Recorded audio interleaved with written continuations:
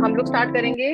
Topic है motions of the earth का। पृथ्वी के बारे में जैसे मैं बता रही थी कि हमारा जो दिन है रात होती है या मौसम बदलता है, तो हम लोग कैसे उस चीज को समझ पाते हैं या हम लोग बच्चों को कैसे क्लासरूम में समझा सकते हैं, वो बहुत जरूरी है हमारे को। तो पृथ्वी की गति दो चीजें हैं जो अफेक्ट करती हैं। एक तो होता है रोटेशन ऑफ द अर्थ, दूसरा होता है रेवोल्यूशन, जो आपको बहुत आसानी से कहीं पे भी मिल जाएगा। आपका कोई भी एक फ्रूट दिख रहा है आपको?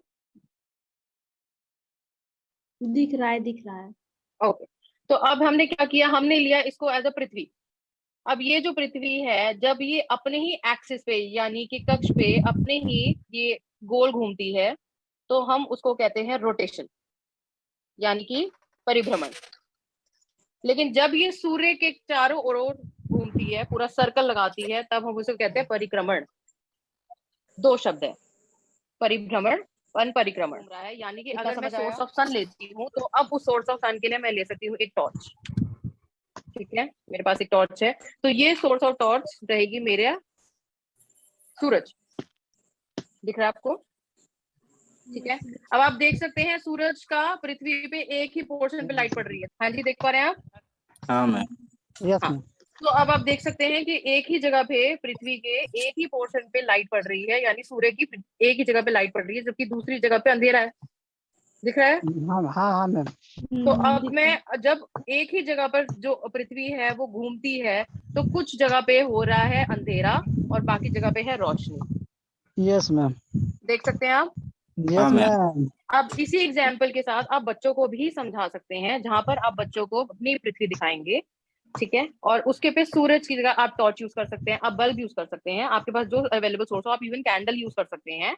उससे आप यस मैम। आराम से बच्चों को दिखा सकते हैं। कोई भी फ्रूट ले लीजिए, ऑरेंज ले सकते हैं आप, एप्पल ले सकते हैं, अमरूद ले सकते हैं, कोई भी फ्रूट लीजिए, और आप उस पर क्लियरली दिखा सकते हैं कि ये एक तरफ से लाइट पड़ रही है। ठीक है, अब ये जब अपनी ही जगह पे घूम रहा है, तब हो गया उसका परिभ्रमण। और जब ये सूरज का चक्कर लगा रहा है, तो हो जाएगा पूरे सूर्य के परफेक्ट, बिल्कुल, बहुत बढ़िया।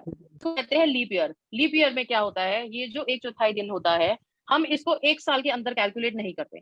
हम सिर्फ, क्योंकि अगर हम लोग 366 दिन लेंगे एक साल के अंदर, तो फिर उसकी जो कैलकुलेशन होती है वो गलत हो जाएगी। क्योंकि एक पूरे टाइम पर पृथ्वी 365 डेज यानी कि 365 दिन घूम रही है, उसके अलावा सिर्फ 6 घंटे और घूमती है। अगर हम एक दिन के अंदर उसको कैलकुलेट करते हैं, तो आगे के साल जो है उनकी कैलकुलेशन गलत हो जाएगी।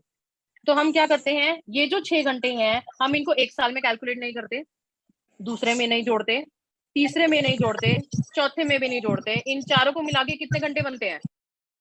24 घंटे। 24 घंटे। 24 घंटे। तो हम क्या करते हैं, 4 साल के बाद उसको एक दिन बढ़ाकर एक साल में जोड़ देते हैं, जिसको हम कहते हैं लीप ईयर। सिंपल सी कैलकुलेशन करने के लिए 2022 यानी कि ये साल, आपको लगता है ये लीप ईयर है?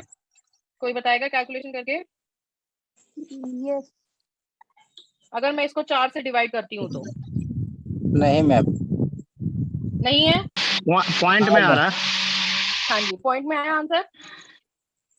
अब ये मैंने नहीं बोला होगा। 2023, तो अगर आप 2023 को 4 से बटा करेंगे, नहीं होगी मैम, 1% नहीं। ये भी पॉइंट में आया। ये भी पॉइंट में आया। अब 2024 को ये पूरा कट जाते हैं। ये पूरा कट जाता है, तो कौन सा हुआ हमारा लीप ईयर? जो पूरा कट जाता है वो लीप ईयर। बिल्कुल सही। तो हम लोग जब हम लीप ईयर की बात करते हैं, एग्जैक्टली, तो 2024 जो है वो हमारा लीप ईयर होगा, जिसमें फरवरी में एक दिन एक्स्ट्रा ऐड होगा। 28 दिन की जगह 29 दिन होंगे, जो होगा हमारा लीप ईयर।